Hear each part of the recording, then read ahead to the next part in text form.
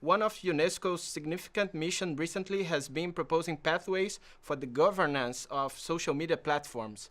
Just a few days ago, Meta CEO Mark Zuckerberg, responsible for Facebook, Instagram, and Threads, publicly announced profound changes in the company's content moderation policy.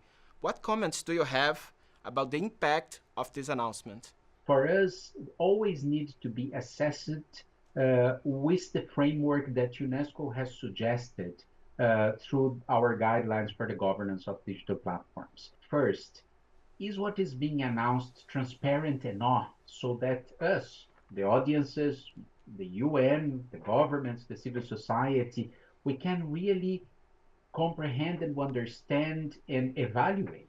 The second element, is there a risk assessment produced by the companies and publicly made available regarding their decision? In other words, what they are changing and what they are announcing.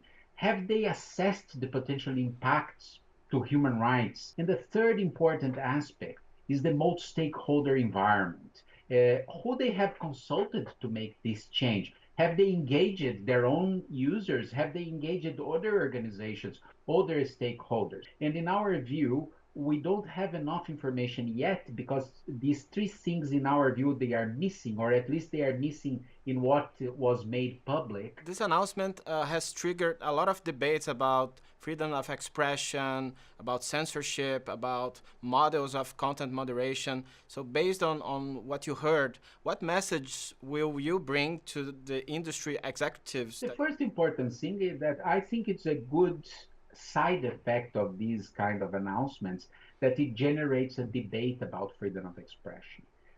This is such an essential right for the overall structure of human rights that the more we debate it, the more we protect it.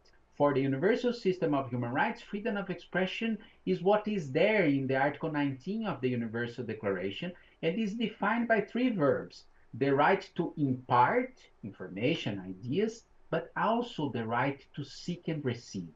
Therefore, when we are looking into the freedom of expression, protection, and promotion, we always need to consider these three things. And at the end of the day, we need to make sure that the more expression we have that is verified, that is accurate, the more discussions we have. And for instance, the fact checkers, they contribute to put more discussions into the system. It's better to freedom of expression. So it's not necessarily one thing or the other. It's one thing and the other. So we would like to see the companies not shutting down particular policies, but adding new policies so that we can have a more comprehensive system that at the end of the day should have one key goal: the protection and promotion of all human rights for everyone, and particularly for those that are more vulnerable.